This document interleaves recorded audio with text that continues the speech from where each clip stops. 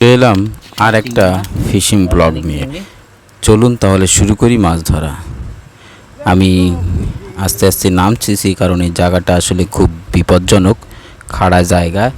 অনেক সময় আছে যে এখান থেকে আপনি যদি কোনো কায়দায় স্লিপ খান তাহলে মাজা ভেঙে যেতে পারে, কেটে যেতে পারে, কাটা ফুটে যেতে পারে, অনেক ধরনের ইনজুরি হতে পারে। যা হোক, খেয়াও প্রস্তুত করে প্রথম খেয়াটা আমি দিলাম।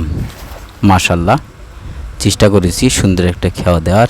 এখন হচ্ছে ওই যে বাঁশ দিয়ে অনেকে বলে গরুং টানা, আর আমাদের এখানে লোকাল ভাষায় বলে জাল টানা। বাঁশটা ঠিকঠাক মতো জালের ভিতরে ঢুকায় নিচ্ছি, এরপরে জাল টানা শুরু হবে। জাল টেনে মাশাল্লাহ আশা করা যাচ্ছে অনেক মাছ পাবো।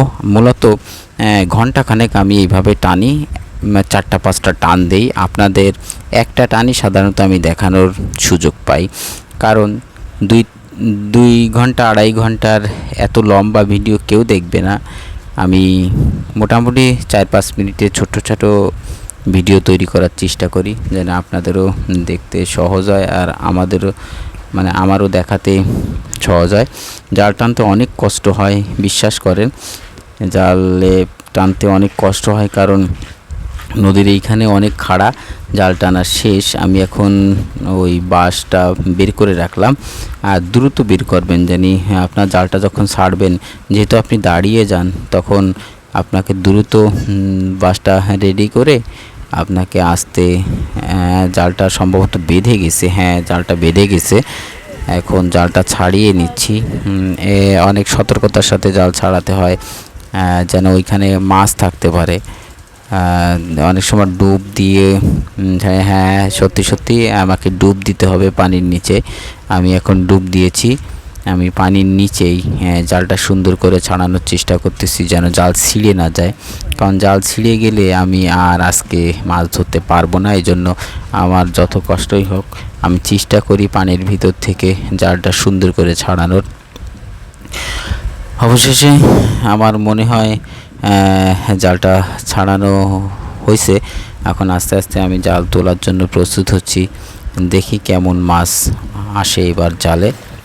দেখছেন চিলিপ খেয়ে পড়ে যাচ্ছিলাম, কারণ আসলে এখানে অনেক সময় কাঁচ ভাঙা থাকে, তারপরে লোহা থাকে, তারপরে অনেক ধরনের বিপজ্জনক ধাতব পদার্থও থাকে, যা আসলে মানুষের শরীরের জন্য অনেক ক্ষতিকর। জালটা আস্তে আস্তে টানতেছি, দেখা যাক।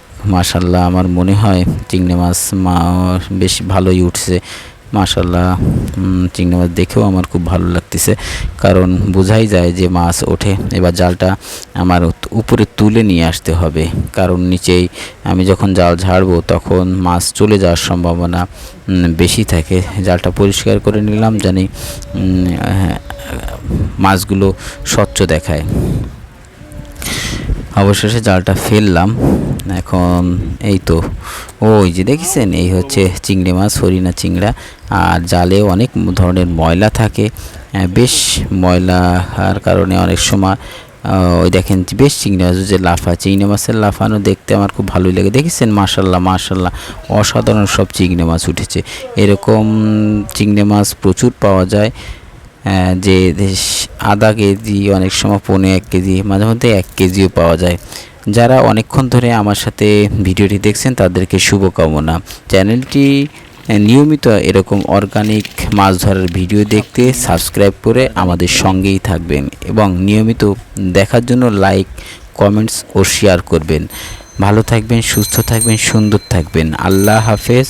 দেখা হবে অন্য কোনো ভিডিওয়ে। আসসালামু আলাইকুম ওয়া রাহমাতুল্লাহ।